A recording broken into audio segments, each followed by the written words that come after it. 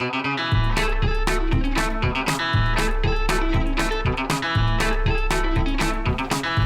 are listening to Stories from Real Life, a podcast by engaging storytellers for engaged story listeners. Here's your host, author and journalist, Melvin E. Edwards.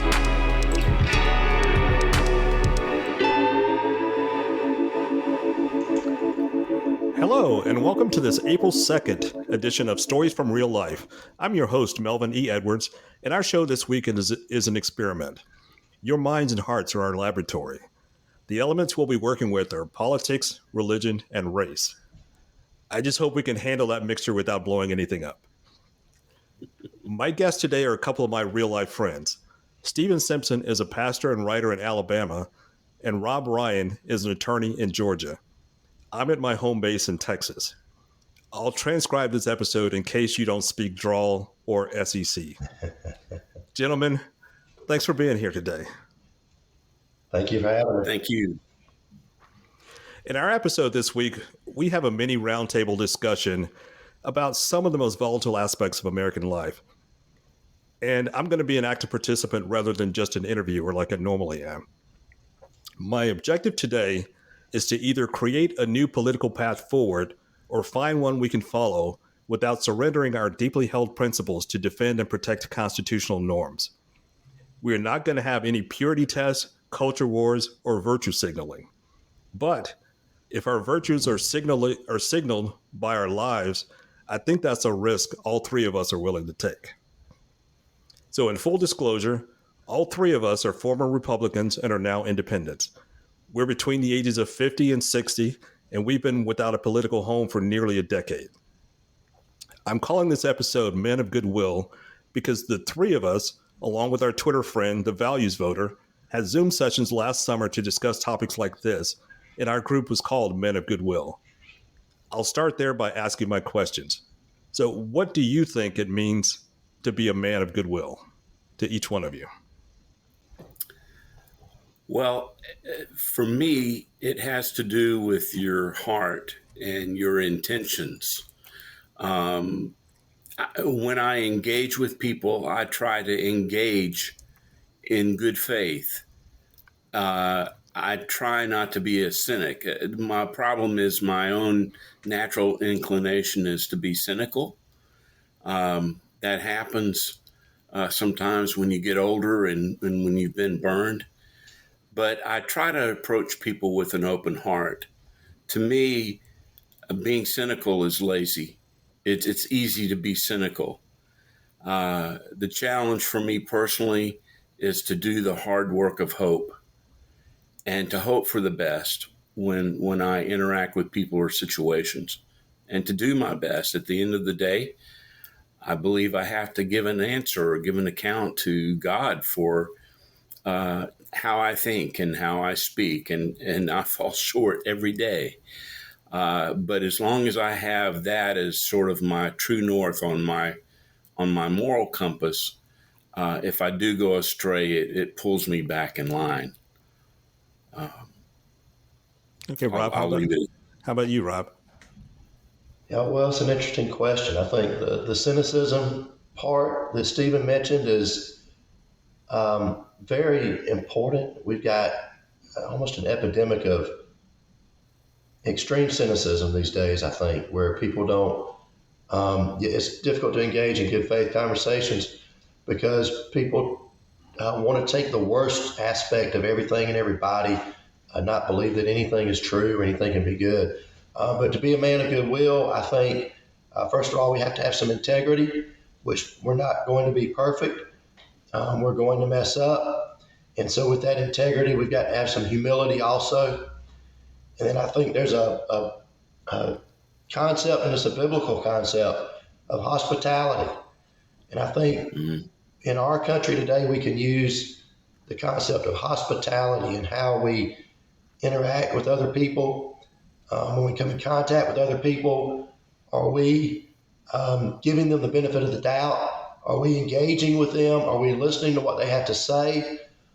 Or are we just sort of using them? And, we're using them. We're looking at them as not real people, but more as like symbols of whatever position they may have on something.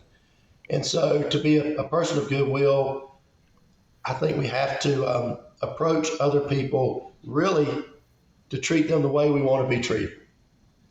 That's really what it boils down to. If we come at somebody yelling at them, if we come at somebody telling them how wrong they are, or if we try to use somebody for our purposes, that's not goodwill. If we're afraid to tell somebody the truth because we don't want to upset them, that's also not really goodwill. Sometimes it may be very difficult, and we want to be careful how we do that, but we have to always tell the truth also. Okay, I completely agree with that. And I would say, adding on to what you two gentlemen have said, for me, I think it's a matter of being honest, sincere, and seeking common ground. We know we may not agree on everything, and sometimes we may not agree on anything. But I think at the very minimum, we need to acknowledge each other's humanity. And I think, as basic as that is, I think that's one of the problems I see in America, that in the world, that we dehumanize each other, and then we can think the worst about somebody we've never even met before. It's absolutely amazing to me that strangers can get into arguments online they've never met before, they've never engaged before, but they automatically think the worst about each other. And I think being a man of goodwill, first of all, means I'm coming forward with an honesty and integrity that says, I hope you can trust me. And then I expect you to do the same. And then we come into it with a little bit of vulnerability. We are hoping for the best. And then if that's not the outcome, then we make adjustments. But instead of going into it with the worst intentions or believing each other has the worst mindset or the worst intentions, then I think we can have a conversation if we think we are going into it with some kind of goal, positive goal, mutual goal in mind. All right, so let's go to the next question. Do you still think it's still important to engage with political opponents? Either one of you can start first. You go ahead, Rob. Well, we all come from the Twitter world. I don't know if y'all are on any other social media. I'm not. That's really my only outlet. But that's how we met each other. And there's a certain type of engagement that takes place there, which on occasion can be beneficial. Often it's really not. With your political enemies on Twitter, it's often quite superficial. I think it's extremely important we keep talking to each other. I don't know if those conversations, for each one of us, how and where do those conversations take place? We have different levels of influence. Melvin, your podcast reaches a certain group. Stephen, through his ministry, reaches a certain group. I come into contact with people. We all have influence within our communities. I think for most of us, particularly for me and Stephen, maybe for you too, Melvin, a lot of our family and friends, closest family and friends, are Trump supporters, and have been for this past, I can't believe, nearly decade. And you can't stop talking to those people because they're your friends, they're your family, they're the people that are closest to you. How could you stop talking to them? Now, I will say that when all this strange time in American history started, 2015, 2016, I would get in a lot more debates, discussions, different family members, friends, things like that. I backed way off of all that. We don't discuss politics that much in a direct manner at all. But I still think there's ways of interacting. There's ways of trying to influence. You just can't stop talking to each other. Otherwise, we're in a dark place. And that's how I feel about it. I agree 100% with Rob. Most of the people in my life would differ with me politically, but I love them. And I think one of the things that helps, particularly when we think about online, so often online interactions center so much on politics. The fact is, there's so many things in life that are more important in our lives, in our relationships, than just to center on politics. There's 1,000 things we can talk about besides politics. And I do believe it's important to engage even on political issues. But I think that there's a way to do that that's principles oriented more than personality oriented. It's okay, and I do regularly, to talk about personalities. But at the end of the day, I try to focus on, in my real world interactions, on principles and the values that I hold dear, and finding common ground. The interesting thing to me is not necessarily who people vote for. That's important. But the bigger question is, why do people vote the way they vote? What are their heart motivations? And oftentimes you find on that level, we may not be as different as we think we are sometimes. And online things get magnified and they become extreme. But I find in real world, it's not that way. And like Rob says, I think if we cut people off because they vote differently than we do, especially family and loved ones, I think we're in a very dark place, and it's very unhelpful. Talking about social media, it's definitely hard to be nuanced with only 280 characters to work with. So you've got to learn how to be concise and to the point. But sometimes the to the point becomes blunt, and the bluntness becomes sort of the igniter. And so I think we have to be very careful. I know I have to be very careful. I work with words, but I'm not perfect by any means. And sometimes I say things, I go back and read something later and I think, I wish I had said this differently, or I wish I'd added this word or that word. It might have taken some of the sting out of it because it it didn't come across the way I hoped it would have. And so again, that's comes with the first question about looking at each other as someone of goodwill. Hopefully somebody will see something I've written. If they think it came across a little harsh, hopefully their first thought will be, well, maybe he was rushing or was having a bad day, or not that I'm a bad person. Like, don't think the worst about me or us think the worst about someone else based on one or two quick interactions. Although, to be blunt, there are people who we can think the worst about them with one or two interactions, because some people are just vile. There's no other way to put it. Some people want the controversy. They just don't care. They want that. So as a follow-up to that, at what point do you think we should disengage with someone? Well, to me, what you said, you can discern oftentimes in a conversation fairly quickly whether someone has goodwill or not. The other day, someone didn't like something that I said. They didn't like the principle behind it, but what they said to me was based on a picture of me that was on Twitter.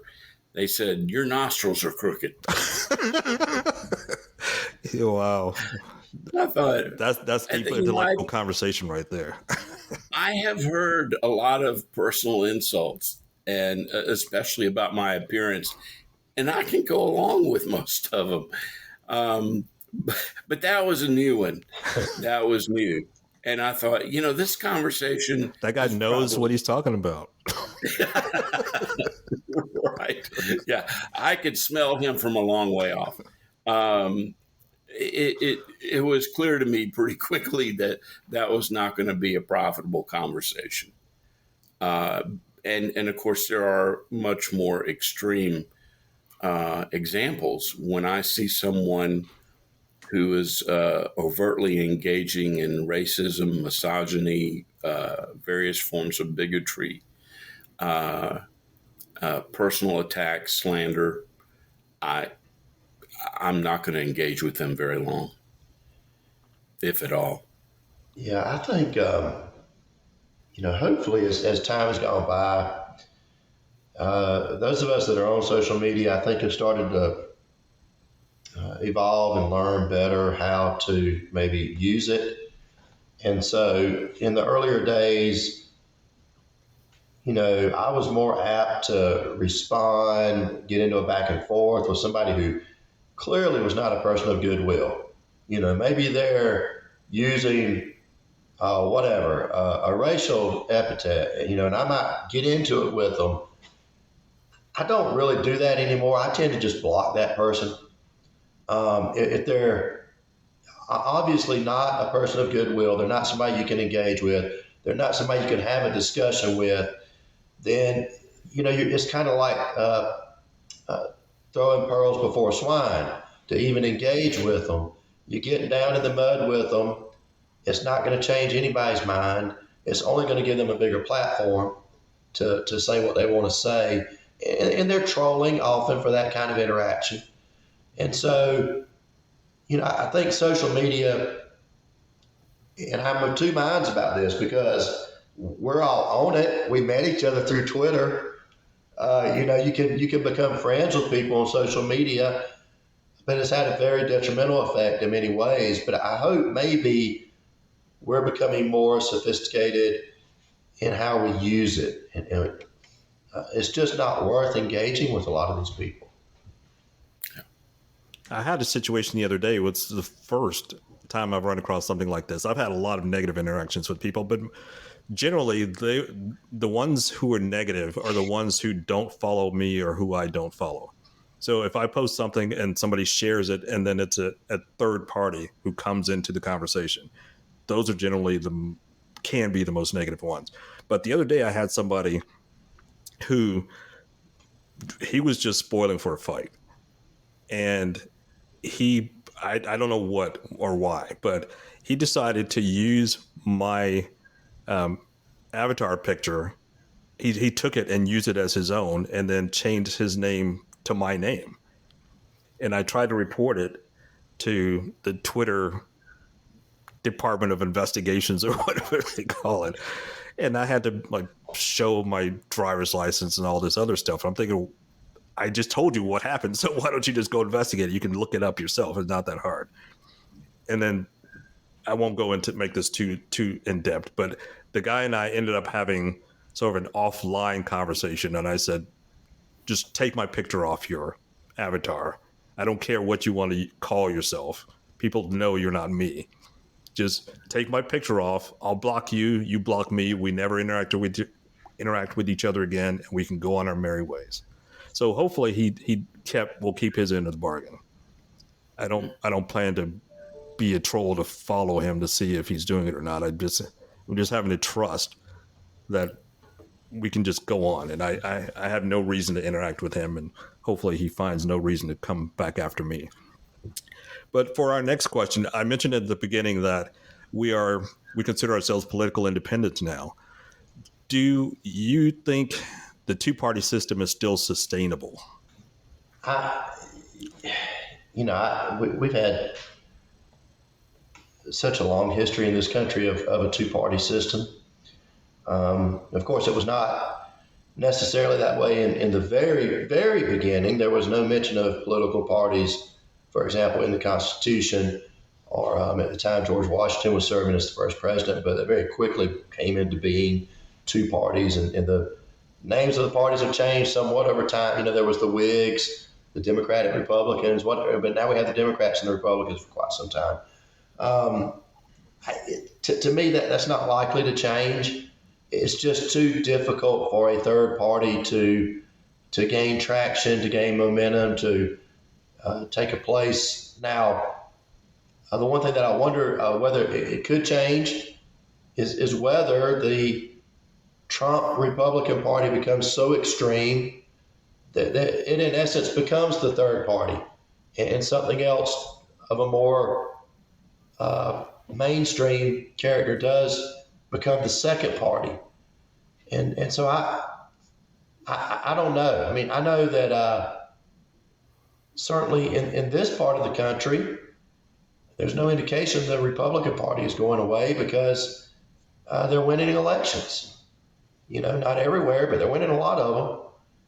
And so I think the two-party system is probably going to persist, maybe with, some changes along the way. It's really a challenge. All three of us are now politically independent. And the independents, the people in the country who identify as independent, that number is growing significantly. In fact, I believe now more people identify as independent than either Republican or Democrat. And yet at the same time, as Rob said, the two-party system is very entrenched. It's very difficult to have access to ballots. It's very difficult to get on the ballot if you're not part of those two major parties. I think it would be interesting to see whether or not either of the two major parties, is open and embracing to people who are independents, if they are willing to have centrists in their party. Right now, one party in particular is running toward the extreme, and they have made it very, very clear that they do not want anyone centrist. In fact, they don't want anyone who doesn't identify with one personality, with one person. And that to me is not a political party. That's heading toward becoming a cult. And so whether or not that's sustainable, or whether or not the Republican Party ends up splitting into two different parties, I don't know. I know that there are a lot of dissatisfied Republicans, but they feel trapped and they can't bring themselves to vote Democratic Party because of some extremes on that side. So which party is willing to embrace centrists? That to me down the road will be the most viable party. And as Rob said, in our part of the country, in the South and in the Southeast, there's not a lot of competition for the Republican Party right now. It's fairly dominant. Well, it's going to be interesting to see what happens. I prefer to think the third party could emerge somehow, but I don't know. I don't really know how that would work, because we've got a lot of people who are not part of those two parties, but they're not really a part of any cohesive group. So you got the Green Party, and you got the Constitutional Party, and you got libertarians and people like that, but they don't really agree with each other, and they don't really work together. So I don't know how that's going to work. But I think back to the mid 1850s when we were facing the Civil War in this country, and the Republican Party was essentially the third party.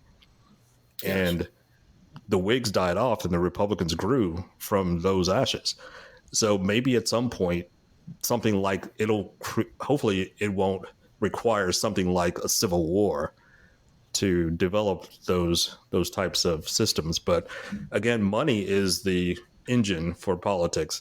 And I think that's the real difficulty with creating a third party, the money and the primary system. So you wouldn't ever have, I can't imagine ever having a primary for independents. So I don't know how that would even look. And then you got the money system with their RNC and the DNC. And we could go into that too, but that's a hot button issue right now that I probably don't want to touch. But go ahead, Steve. Well, I was just going to say, if something does emerge, it will be organic. It will be grassroots. One particular group that I follow, you all may follow, is the Principles First group, led by Heath Mayo and others. And it's very organic. I love the way they approach this. There are former Republicans and former Democrats who are involved.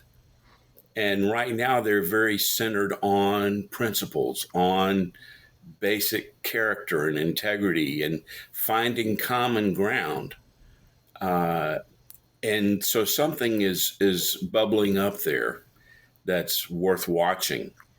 And I don't know that they're considering at all becoming a third party, but it may emerge that way as time goes on.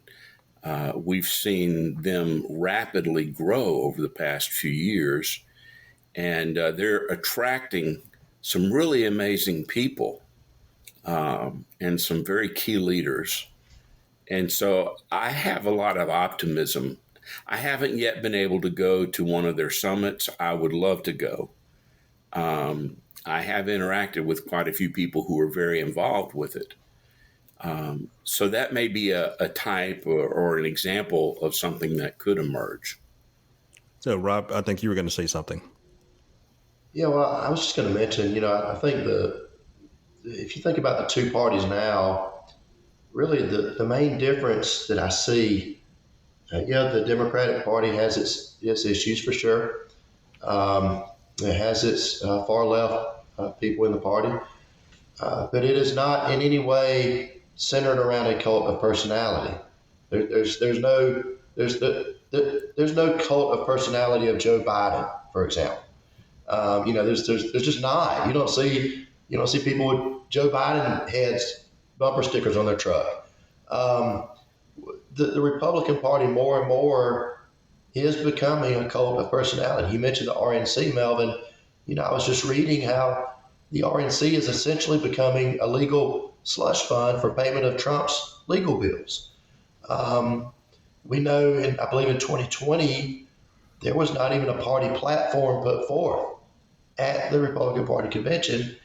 It's become almost wholly centered around one person. Now, the interesting question to me is, Trump is 77 years old. He's not going to be there forever. What happens when that person is no longer there? Does it revert back to more of a normal political party, or does it then coalesce around some other new personality that arises and continues on down this track that it's on?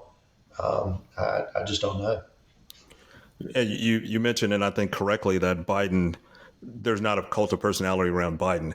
But from my perspective, somebody who was sort of an insider in politics for a while, at least in Texas state politics, I have seen that in the Democratic Party and within our political adulthood. I think Bill Clinton had that, and I think Barack Obama had that. Not to the rabid degree that Trump currently has it, but the way I've described it is most politicians, especially national politicians, have supporters. Clinton, Obama, and Trump have fans. And I think that's a little bit of a different dynamic that we're not really used to, and we still don't quite know how to address or deal with on a regular basis. So let's get into, since we're talking about some really touchy issues, let's move on to some racial relation issues, and I want to start this one. So my question is: are race relations getting better or worse? And so here's how I would answer the question. I think racial laws are obviously better. I don't think there's any question about that. I think about how recently my family members couldn't vote. Almost within my lifetime. My parents voted for the first time 1 year before I was born. That's how recent this was. And so obviously those kinds of things are not issues to that degree, although I do have some concerns about laws that make it more difficult for people to vote. Like in Harris County in Texas, and the Harris County is where Houston is. In the last election, the county, which has between 5 and 7 million people, had one drop-in ballot box for the entire county.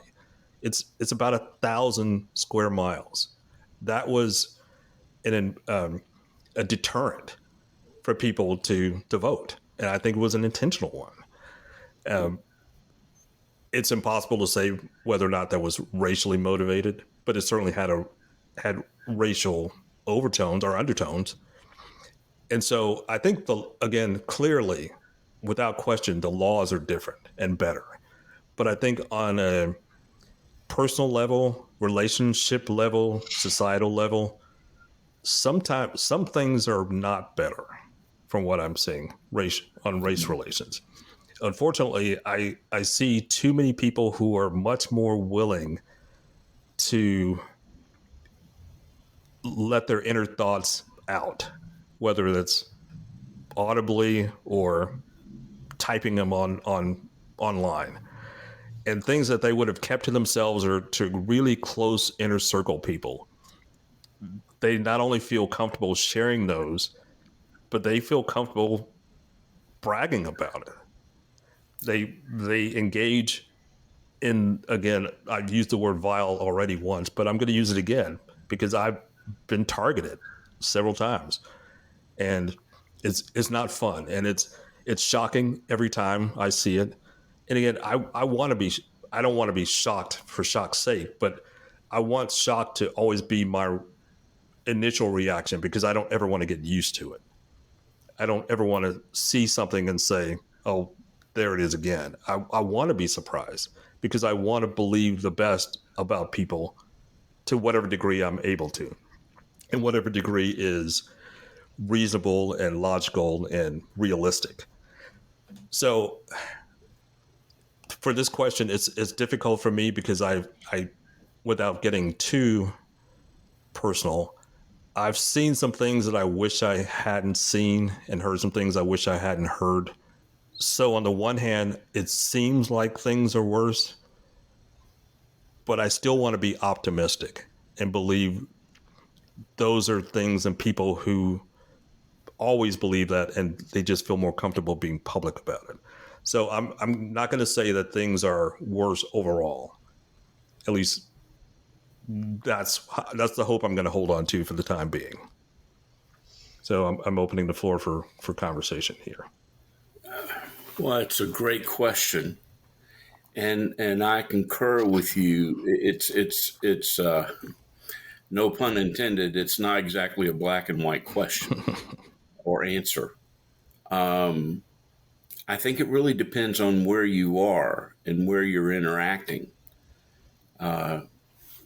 In the world that I live in and work in, the focus is on the kingdom of God. The kingdom of God, regardless of how it's been misconstrued and perverted and hijacked by Christian nationalists, it's not an American political entity. It's not a matter of taking over the government. It's a work of the heart. And Scripture says that the kingdom of God is righteousness, peace, and joy in the Holy Spirit. And so I find that in the kingdom of God, where every tribe, tongue, and nation is welcomed because we're all part of God's creation and we're all precious to Him. I find that the more we move toward that, racial relationships or ethnic relationships, that fades away. It changes your perspective on how to interact with someone who may look differently than you or come from a different culture or background than you. And then I find the further people move away from that, the more they focus on the external differences. And so there's a real dichotomy there. We're living in a world that seems to be falling apart, and yet at the same exact time, things among people of the kingdom, and by the way, everyone is invited, are growing closer together and strengthening relationships. Forgive me for preaching. But that is to me, and I know other people have other answers, but for me, that is the answer.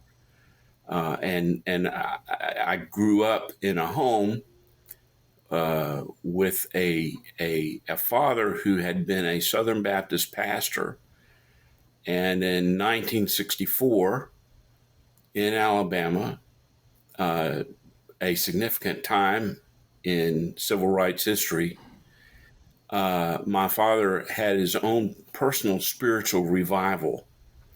And part of that spiritual revival led him into a whole new perspective on relationships with people who were from different backgrounds.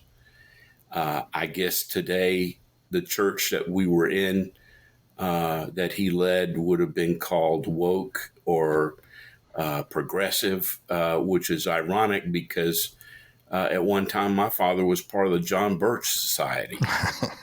And it was the spiritual renewal that led him out of the John Birch Society and out of that mindset. And so that's how I was raised. I was raised in a home where we ate with people from all backgrounds and had them as guests in our home, staying in our home, despite the objections of neighbors. Later, we had crosses actually burned in our yard. Wow. And so I was raised in that dynamic, and I was honored to be raised in that dynamic. And that was something that I aspired to as I got older, is to be that kind of a person who in their seeking of God would be transformed in their hearts and minds to become more open to people of different ethnicities, different backgrounds. And I'm still a work in progress at age 60. So, Rob, what about you? This is one of the hardest questions of all, I think. And I'm not real sure of the answer to it. I've grown up in an area where things in many ways are definitely better. They're different. Here in our area, one of the worst, most brutal, horrific lynchings that ever took place in the United States of America took place right here. You can look it up online, Mary Turner, a pregnant woman who was lynched. Her baby was cut from her belly, stomped to death in the mud. I mean, it's awful. I could take you to the spot where that happened. I know personally, and the gentleman is dead now, so I can say it. I know personally of a man who lived here in the 1950s who was in a car wreck with a black man. We're talking about a negligence issue. Allegedly the black man was at fault. I don't know who caused the car wreck, but this white man shot and killed the black man that caused the car wreck for causing the car wreck, and there were no consequences. This is something I knew personally of. Crosses burning. We were at a high school football game in 1989, and there was a group that burned a cross in full view of 10,000 people right out behind the football stadium. So I've seen that.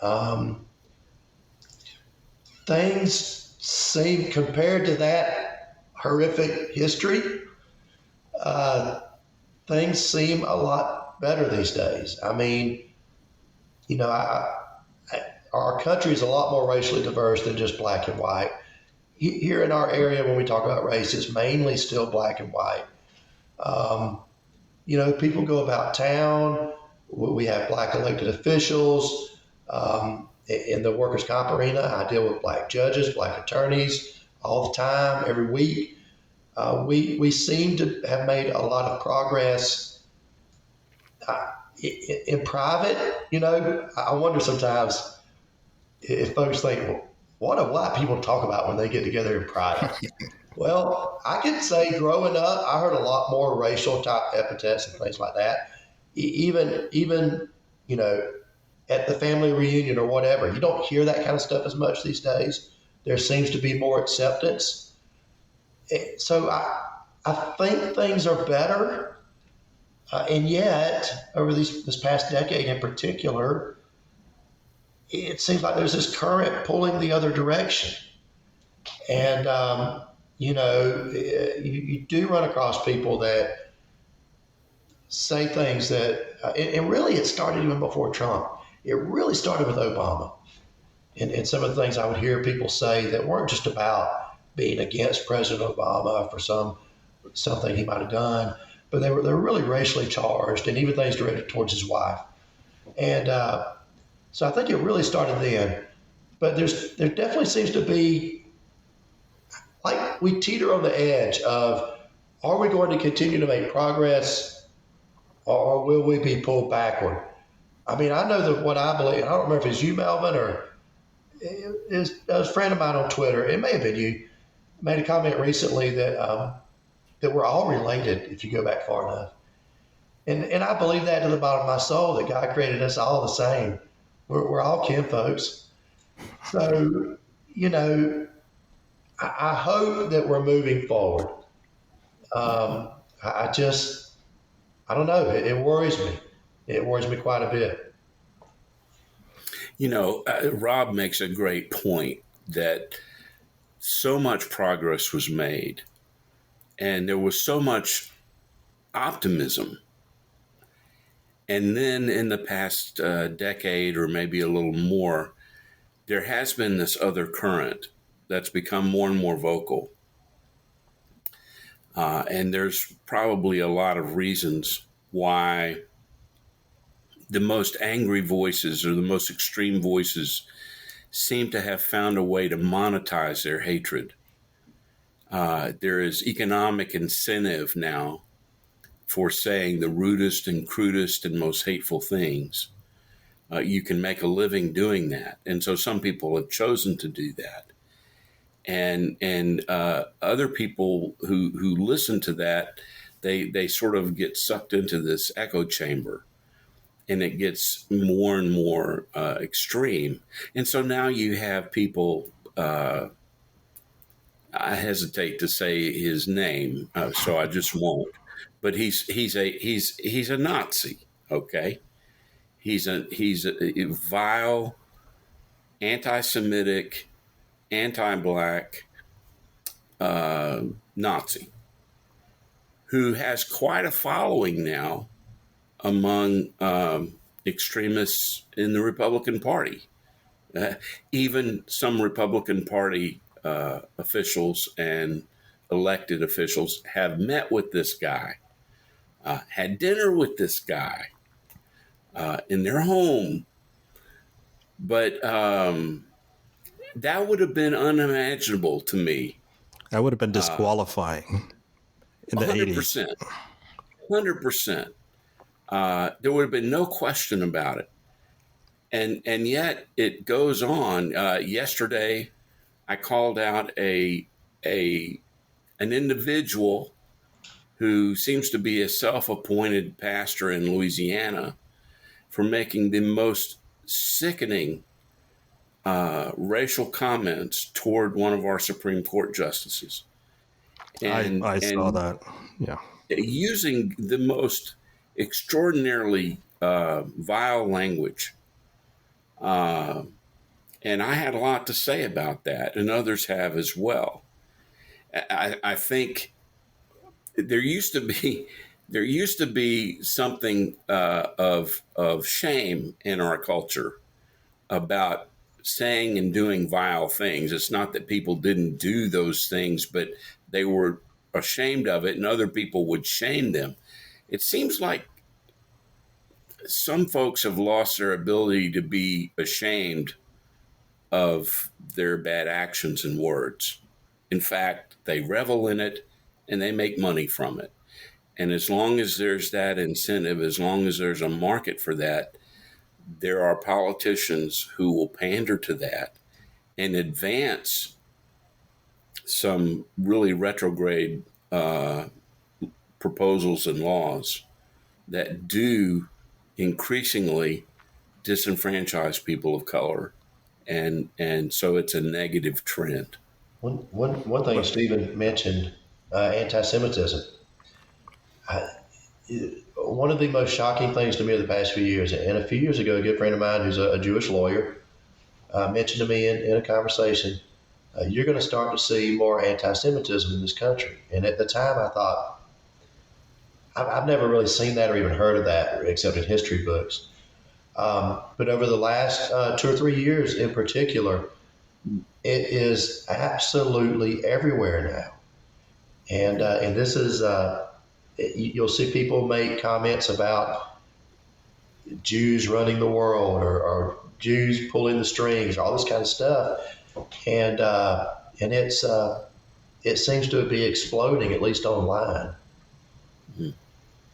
Yeah, absolutely. And Stephen, I know you didn't want to mention the person's name, but I don't mind mentioning it because I'm pretty sure you're talking about Nick Fuentes. And, Yes, and I have a policy that I think it's important to name people, name things, because that way we're more aware of it. I realize there's a risk that somebody might be curious and then go and listen to him and see what's going on. That's not my responsibility. My intention is for somebody who may accidentally run across him, not know his background, and look for commonality with him. I want you to go into it knowing what he's about, and he's everything you yes, said and more.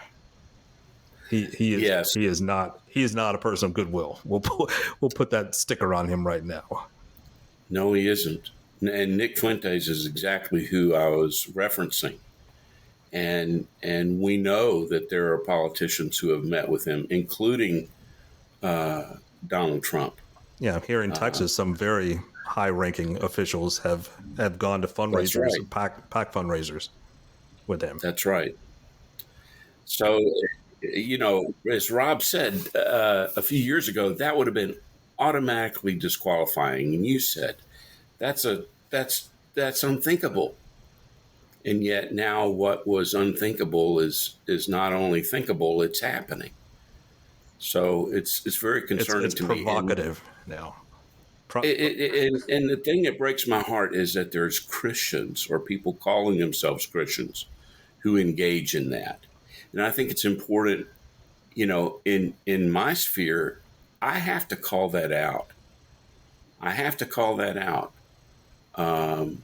And what I have to say may not be popular or appreciated, and I don't care. There is a time when you have to speak and say, this is not acceptable. This is not moral. This is not Christ-like, and I won't participate in it or endorse it. If you enjoy stories from real life, please subscribe, rate, and review this episode. Every engagement is meaningful. All right, so that's a good point to jump into my next topic. I had this a few more questions down, but let's make this relevant and timely here. Do you think churches are a victim of a culture war, or are they creating one? Do you want to take this one, Rob? Well, I'll start if you don't mind. Well, start, Melvin. What do you think? Yeah, you look like you were squirming a little bit. I'll take the heat off you. I think there's a little bit of both. And some things I have seen are what Christianese, as we call it, having grown up in the church, the world, the people outside of Christianity, outside of churches, outside of our inner circle, see some of the things that we are supporting. They refuse to hear it, or they don't hear us denouncing things that are obviously not like what Jesus called us to be. And the word that one of my least favorite words in the whole English lexicon is hypocrite. But sometimes it fits. And I think this is one of those situations where it definitely fits. And I see people's responses to that as saying, well, if you don't believe what you say, why should I believe what you say? And so I think it's a response to that. On the other hand, there has been more of an aggressive effort by some, especially on the far left, to who are anti-Christian because of social issues. Again, some of it's warranted, not all of it is. And so I think, much like the question I had about racial progress, it can go both ways. And I've seen a lot of it. And I think we need to be a little bit more aware of our side's contribution to a culture war that I personally don't think we should be engaged in. Well, remember the war on Christmas? Starbucks. That comes, yeah. Let's get really excited. I really wish, if I can plug a couple of books. One is The Cost of Discipleship by Dietrich Bonhoeffer. One of my heroes. And another is The Insanity of God by Nick Ripken. And we could name many, many others. But I think it would be great. Another one is The Heavenly Man by Brother Yoon. It would really be important for American Christians to better understand and study what Christians in other nations go through every day. Talk with someone who's a follower of Jesus Christ who lives in Iran about what persecution is, or in communist China, or in Russia. And you'll discover that it's really intense. It's often deadly. It's heartbreaking. And we could learn a lot from them. One thing we would learn is how to be grateful for where we live and be thankful for religious liberty in this country. Believers, by and large, Christian believers, are not persecuted in this country. We may have someone say something negative about us. There are, as you said, Melvin, some extremists who pass laws or try to enact laws that really do infringe on religious liberty. But if I go to Target and an employee fails to say Merry Christmas to me and says instead Happy Holidays, I'm not being persecuted. Okay? Jesus Christ has not been blasphemed. So I think, however, there is a monetary value for people stirring up these issues and getting people all enraged and all excited and what is the outrage du jour. And so as long as pundits can make money, or preachers, by ranting and raving about the culture war and how we're persecuted, people who are not Christians look at that and it discredits us. And as I've said and others have said, when I speak with people who are atheists or people who used to be Christians, their comment is, we're not angry at Christians because you're too much like Jesus. We're angry because you're nothing like Jesus. And that's a real problem. I can't fix all that ails the world or correct or change what someone of a different religion or no religion at all might say or do. I have to address myself in my own heart. And I, as a pastor, I believe, have a call to say to people in my circle, hey, we've got to do better. I don't know if that answers the question or not. Oh, sure. There you go. Melvin, I've got my wife and I have an interesting relationship with the church these days, and so it's a hard question to answer. I think there is among the people in the pews, the common everyday churchgoer, they don't really want to hate any. You'll see comments where they hate everybody, but they really don't. They're trying to follow and live by what they think is biblical principle. But a lot of them are caught up in a very fear based type of uh, religion and politics all mixed together in this cocktail. Stephen mentioned it. People that keep them stirred up. I think you said the outrage du jour, Stephen. I'll hear from these people. And they'll be friends of mine, and they'll be churchgoers, and they'll send me some. I'm just having a normal day. I mean, things are good. Nobody's bothering me. Nobody's persecuting me. No, nothing's happening. And they'll send me something, some news story from usually some sort of extreme source. And they're like, how could this be happening in our country? And I'm like,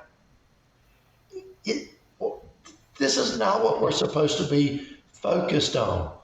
We're a country of 330 million people. You could go around every day and find something to be upset about. And so I was listening to another podcast this week called the Good What? Faith Podcast. You I listen to know another- every now and then, like once in a blue moon, but it's a great podcast it's called the Good Faith Podcast. But they were talking about Christians, how we should approach politics, and they made a mention of something. Too often we're focused on the what of politics, like an issue, a position, the culture war issues. I said, but really, what about focusing on the how of politics? How we relate with our fellow citizens, how we interact with other people. Getting back to the beginning of this podcast, how do we have discussions with people with whom we disagree about politics? And, if you look at the things Jesus talked about, say in the Sermon on the Mount, it's not about your position on LGBTQ. It's about how do you treat other people? And can we get back to that in the church? Less fear-based, less culture war, less politics is going to save us, and more about being people who go out and we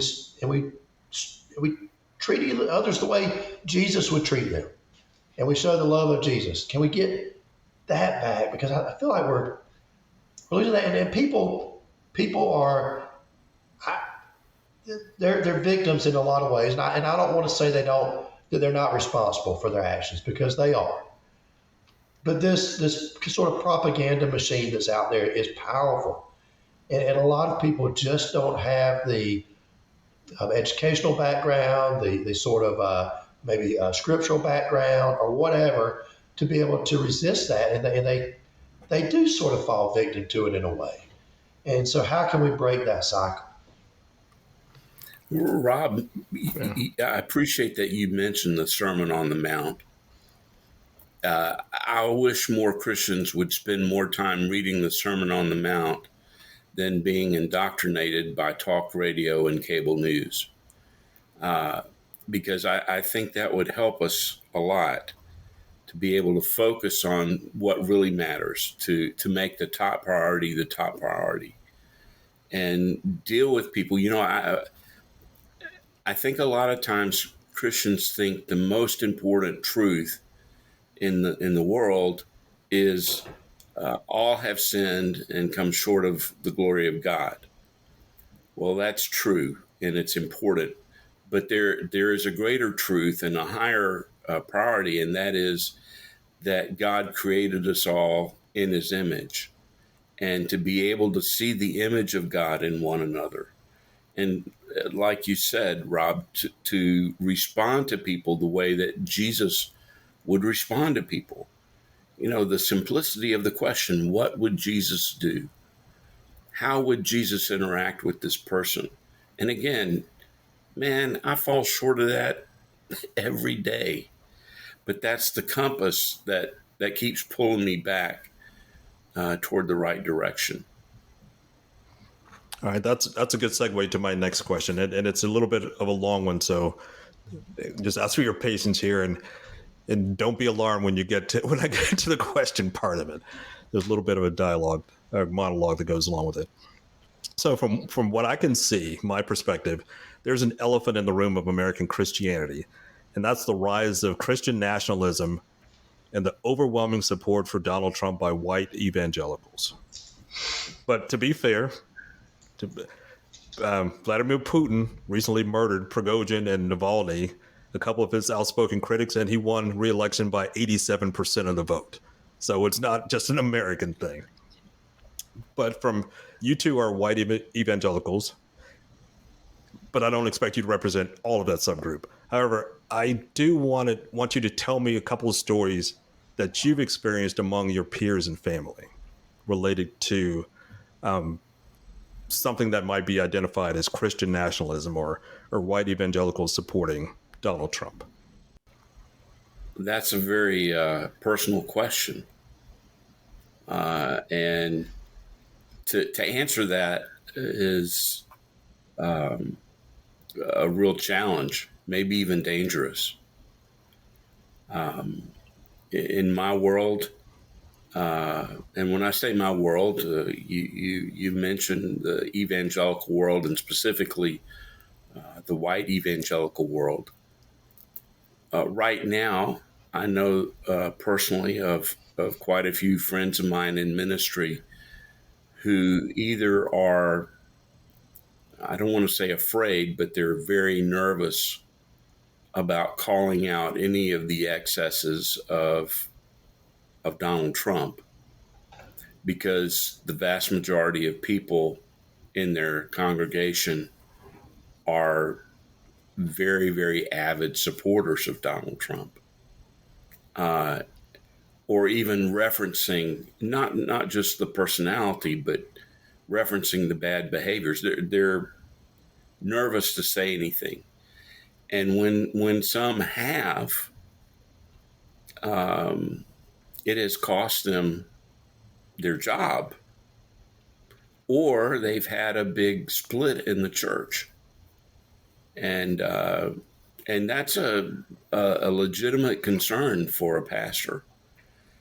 Now, to me, it reflects a failure of us as leaders in white evangelical circles. It reflects a failure of discipleship. And we, again, have seen more people discipled by far right-wing talk radio and cable news than by the teaching of Jesus.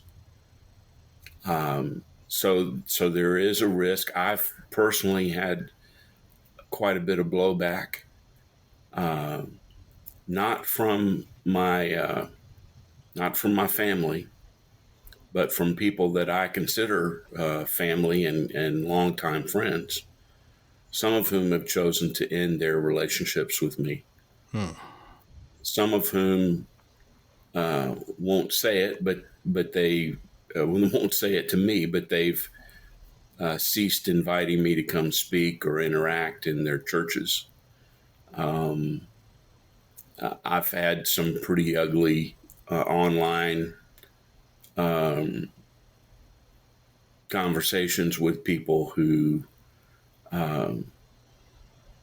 consider me a traitor. I've been called a traitor. I'm not sure what they thought I was betraying or what I was loyal to. But apparently I wasn't pro-Trump enough. So, you count the cost. For me, those are painful. But again, if I have someone in, say, Iran as a model for me, I can't complain. I have no right to complain. That is minor stuff compared to what Christian brothers and sisters around the world are dealing with every day. That's a difficult question, Melvin.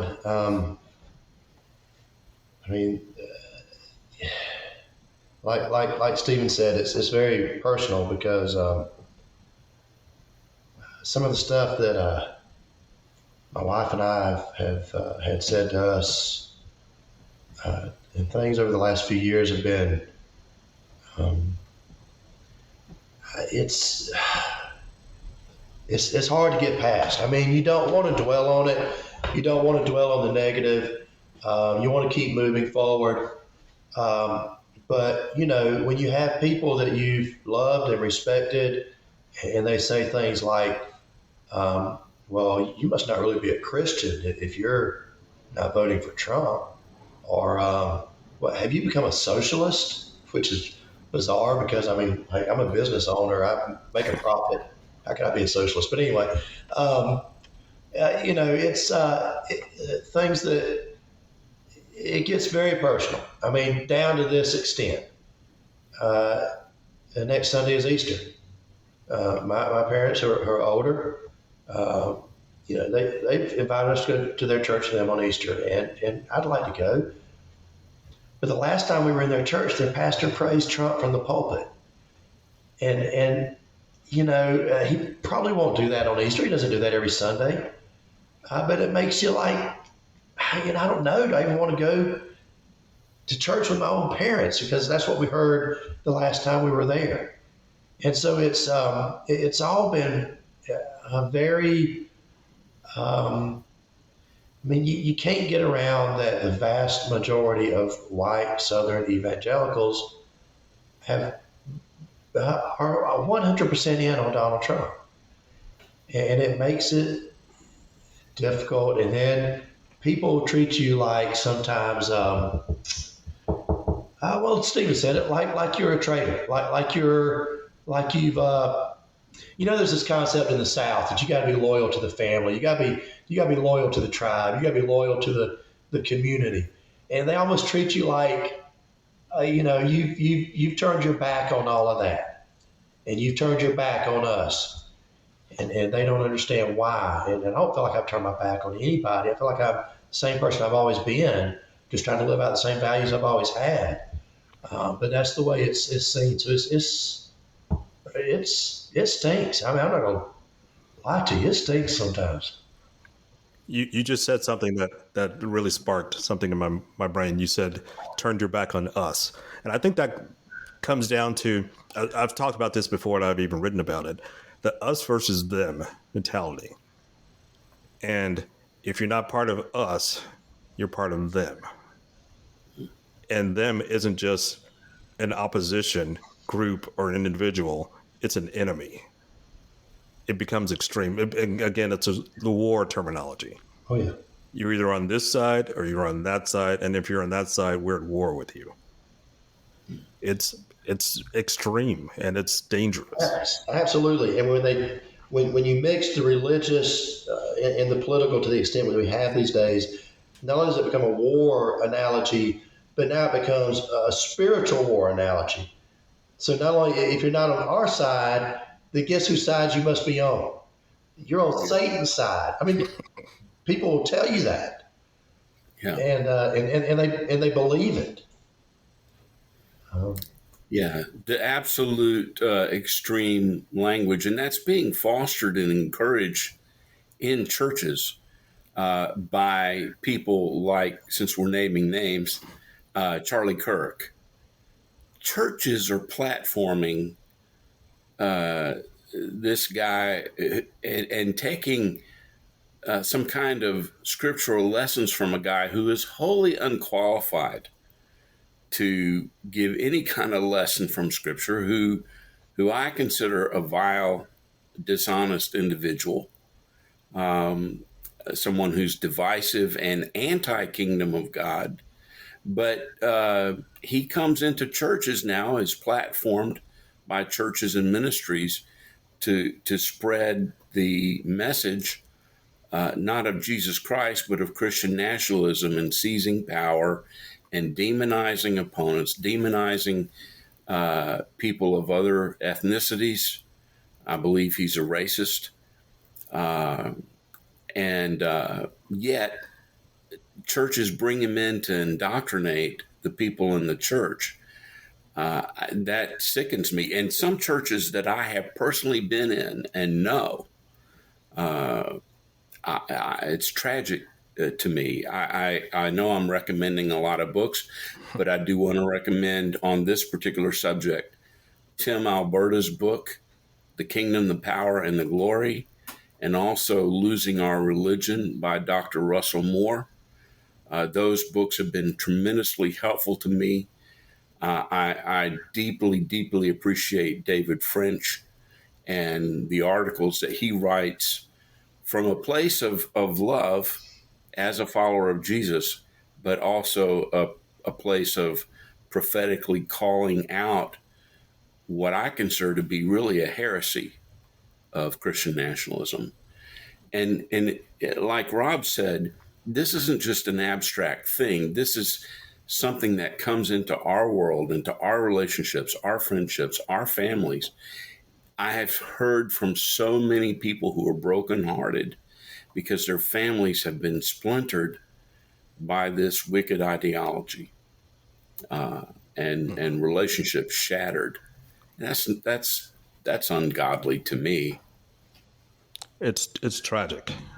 It's really a tragedy. So we've talked a lot about some downer topics today, much more than I usually do. So I want to end on something positive, at least the potential for positivity.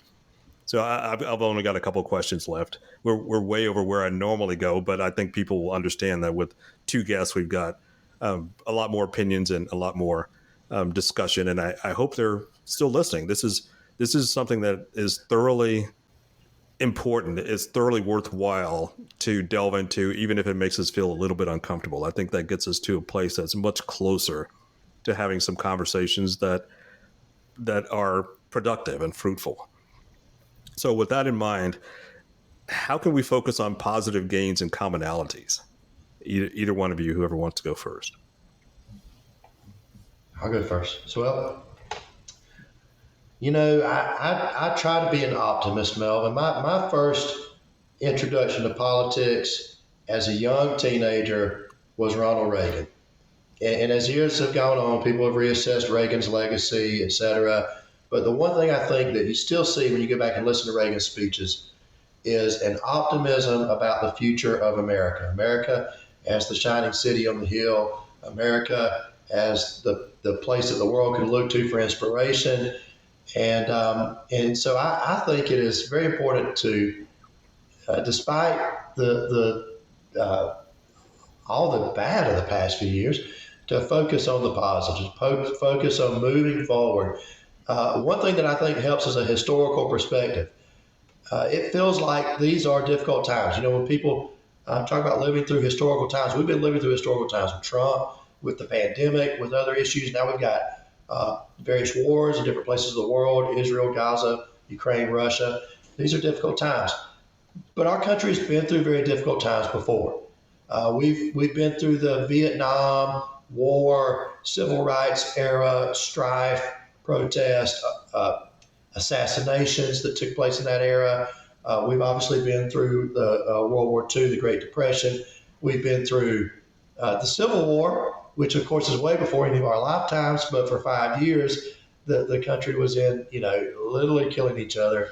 And so I think when we see that we've come through these things in the past, there's no reason to think that we can't come through what we're dealing with now. And to look at the good part of America, we are 330 million people who come here from all over the world. There's people that have been here since the Mayflower. There's people that have just came last week. But to be an American, it isn't about how long you've been here or what your background is. It's about, do you support the principles of this country? Democracy, liberty, equality.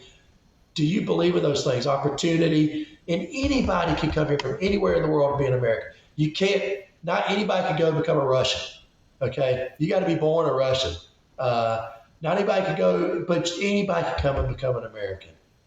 And I just think that the country can be what the world looks up to as an example. Not that we're perfect or ever will be, but as an example of how people can live together and pursue freedom and democracy and opportunity together.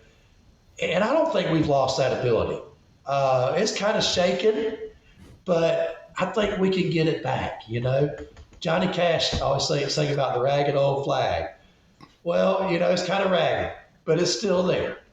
And I try to stay an optimist. Our best days are ahead of us, and I hope that our children and our grandchildren will see those days come. I can't top Johnny Cash, but I love the reference.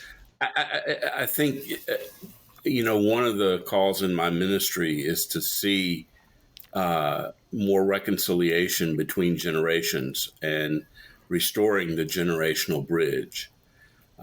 Recently, I lost my father. He was almost 87 years old.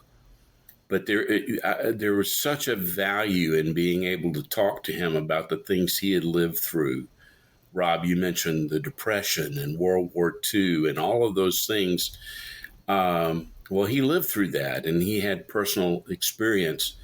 I'm so grateful. Before he passed, just a couple of years ago, I arranged an interview between my father and my niece, who at the time was maybe 14.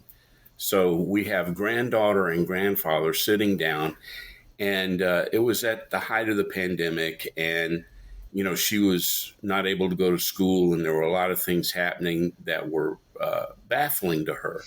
And I thought there would be a benefit in having a conversation between granddaughter and grandfather, where she could ask him questions about his experiences and how did he get through them. And so we set up a couple of videos, and she did a great job interviewing him. She came up with all the questions, and they had a really warm dialogue together. It was very comforting. And I just think anything we can do to facilitate or participate in those kind of conversations, to encourage younger people that we can get through this, that we serve a faithful and gracious God, and that there have been many times in our past that were even more difficult than today. We don't know what's ahead, but we do know that we serve a God who is faithful, and we know that there have been heroes who have arisen in the past, unlikely heroes. Nobody sets out to become a hero. And sometimes you're a hero by just making it day by day and helping your neighbor. And that's, I think, where the hope is for the future. We can find common ground. We all have things that we share in common. And one of the best ways to discover that is to try to help someone who's going through, they're having a hard day, or maybe they've lost their job or lost their home. Maybe they don't have anything to eat. Maybe they just need a hug, or they need someone to give them a word of encouragement. And that's a way to bond with one another's hearts. And there's things that divide us. There's things we're going to disagree on. But again, if we can see the humanity in each other and care for one another, that's the way forward, I believe. Well, that seems like the perfect way to wind this down. That's a good word there from Pastor Steve. So our guests today have been Pastor Stephen Simpson from Alabama and attorney Rob Ryan from Georgia. Gentlemen, first, I want to let you know I appreciate your friendship. And then second, I appreciate your willingness to discuss these topics openly and honestly. So thank you for being here today. Thank you, Melvin. Thank you. I've enjoyed it. Thanks. That's it for this week's episode of Stories from Real Life. Join us again next time for another great storytelling journey. Until then, don't forget to shine your light wherever you go.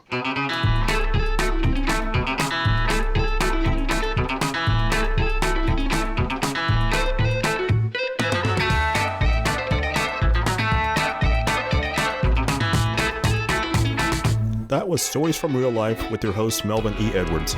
Join us again next time for another great storytelling journey. See you then.